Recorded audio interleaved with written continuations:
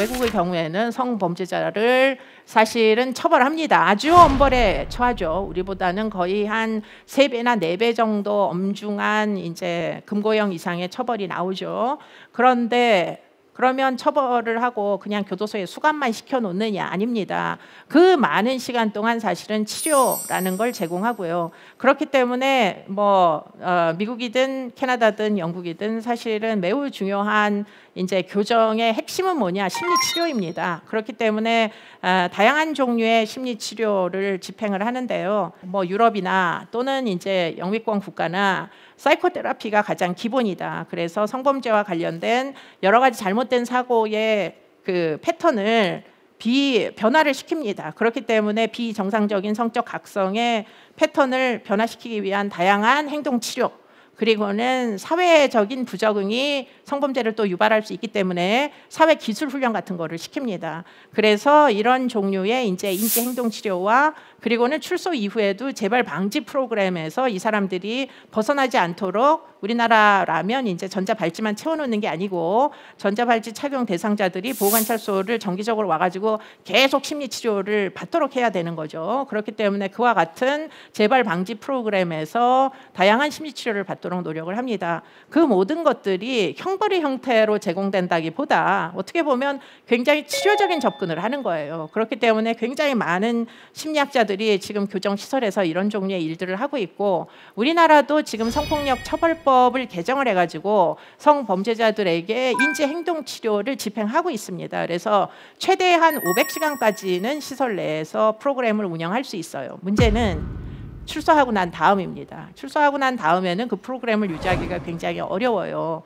그러다 보니까 보호관찰소에 연계를 해서 심리치료를 계속해 주지 않으면 사실은 바깥으로 나오면 너무나 많은 유혹, 그들에게는 유혹일 수 있는 거죠. 일반인들에게는 그게 유혹이 아니지만, 예를 들자면 아동이나 청소년을 대상으로 성범죄를 늘상 저질러 오던 사람이 출소를 하면 교도소 안에는 아동 청소년이 없으니까 잘 참고 지낼 수 있다가 결국 출소하자마자 온 놀이터에 아이들이 있고 또 온 방과 후에는 청소년들이 다들 교복을 입고 돌아다니는 그런 장면들을 보면서 성폭력의 욕망을 느끼지 말라는 법이 없기 때문에 그냥 출소하는 것으로 끝나면 안 된다. 이후에 소위 보완 처분이라는 것을 꼭 집행해야 된다. 특히 재범 가능성이 높은 사람들에게는 이런 이제 프로그램들이 굉장히 일반적으로 많이 적용이 됩니다.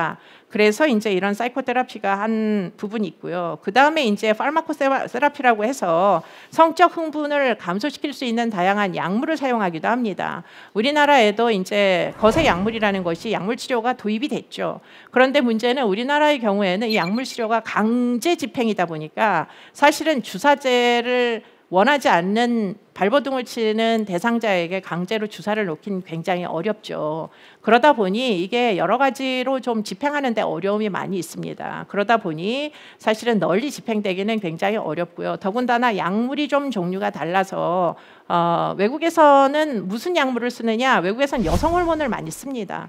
여성 호르몬을 이제 남자 성범죄자들 중에 조건부 처분으로 많이 씁니다. 그래서 동의한 사람들에게 일시적으로 주사를 하는 것 대신에 이제 약물로 복용하게 합니다. 그렇기 때문에 주사를 꼭 놔야 될 필요가 없으니까 훨씬 더 자유롭게 복용을 할 수 있고요. 그리고는 조건부 처분, 예컨대 굉장히 사안이 경미한 경우에 당신이 사회내 처우를 받으면서 지금 호르몬을 복용을 할래? 아니면은 안 하면은 당신은 교도소를 가야 된다. 금고형 이상이기 때문에 만약에 그것을 동의를 구해가지고 협조를 받아서 한다면 범죄자들도 아무래도 본인에게 유리한 선택을 할 수 있을 거 아닙니까? 그렇기 때문에 지금 이런 파르마코테라피는 외국의 경우에는 대부분 동의를 한 상태로 동의를 구하고 한다. 이렇게 이제 볼 수가 있겠습니다.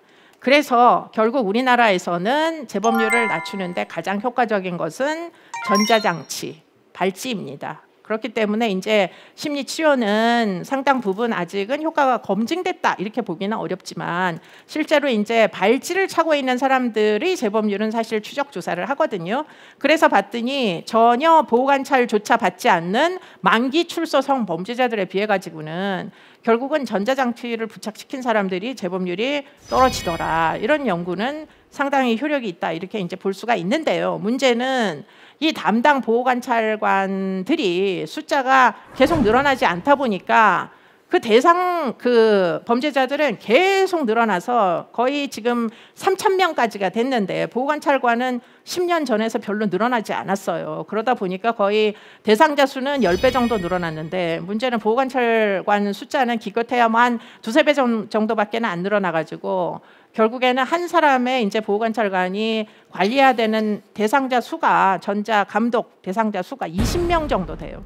20명 정도 되면 과연 일주일에도 몇 번씩 만나가지고 심리치료 프로그램 같은 걸 운영해야 겨우 관리가 된다고 아까 말씀드렸잖아요. 과연 한 달에 한 번을 제대로 볼 수 있을까요? 그래가지고는 심리치료는커녕 그냥 얼굴 한 번 보는 것도 쉬운 일이 아닐 것입니다. 그렇기 때문에 만약에 정말 외국처럼 무엇인가 적극적으로 개입을 해서 관리를 할 생각이 있다면 결국에는 보호관찰관 숫자를 전폭적으로 많이 늘리고 그 안에서 심리치료를 운영할 수 있는 전문가들이 기능을 제대로 할 수 있도록 만들지 않으면 사실은 효과를 기대하기는 무지하게 어렵다. 이렇게 이제 얘기할 수가 있겠죠.